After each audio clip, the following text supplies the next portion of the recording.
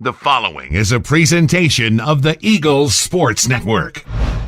Richard Martin here from the Eagles Sports Network as Carson-Newman Track and Field gets back on the track for the first time this season at the ETSU Invitational. I'm joined today by Director of Track and Field Cross Country, David Needs. Coach Needs finally back after a long off season, of course, and it's the indoor season to start off this weekend. A place you're very familiar with. Sure. Plenty of trips up to ETSU. Only a one trip last year, but it was a successful trip last year. Joseph Araver broke a school record. Natalie Schumacher, Abby Owens recorded victories in their events, and Devon Moore recorded a provisional time in his event. What about this event and this arena, which historically has been so good for Carson-Newman with some tough competition from Division I and Division II, has helped this team get better as the season goes along, especially for a first meet?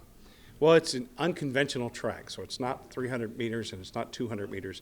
It's like 298 meters. But, you know, Coach Watts, Coach Stamps, their entire staff does a great job of making sure that this is a big-time venue.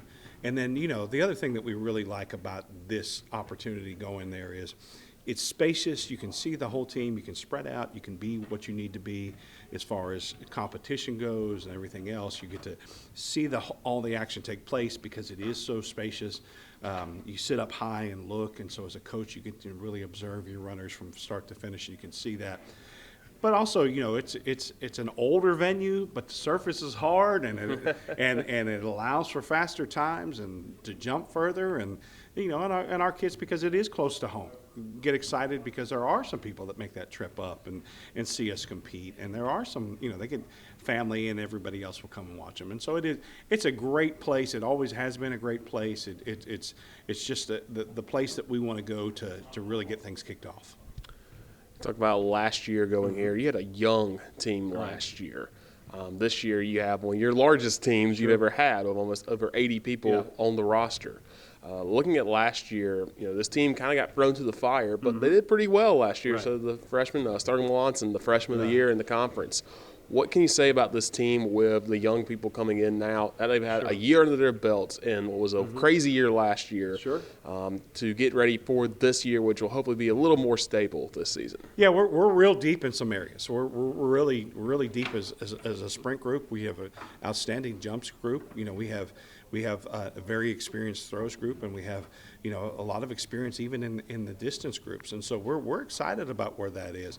Some of those people that were young and new last year are grizzled veterans at this point because of the length and the length of a track season that essentially starts in December and ends in June. And so they've been around the block. Got a lot of new people, as you said. We got a large roster, so they're great because they're bringing those young people along because they've been there recently. And so it's a great place for the old veteran to go out there and run a fast time. But it's also a great place for a new person to run because of the number of heats.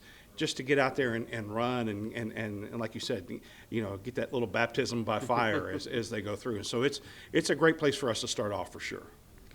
And, you know, talk about that sprints group because they competed last year or earlier in the year at Birmingham. And that's a group of a whole lot of new faces on there. P.J. Lofarb transferred from Laura Ryan, Chanel Lamel transferred from Florida State, and, of course, Sifacelia Boya, who's transferred from Lee, who already has a top 30 time in the country in the 400 in his just his first race. Sprints group has a lot of excitement, too, of course, with Melanson coming back and with Devon Moore coming back.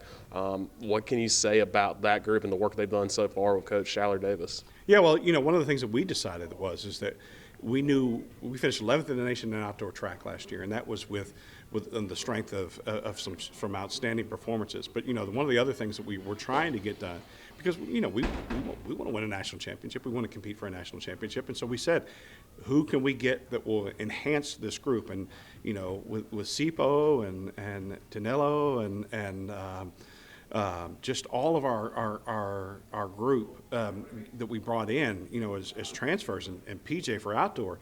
We brought in some first-team All-Americans, some people that have won Junior Olympics. You know, we've brought some people in that are really going and doing a good job. You know, you look at guys like Tonolo and you look at Sipo and you look at PJ. They bring an element of practice to you know, that group is not just a group in talent, but the way that they practice and get after it at practice is inspiring. It's as a former football coach it's what you want. It's that positive atmosphere that when you go out to practice, that you have to bring your best because everybody's pushing each other forward, and I really like that in that group.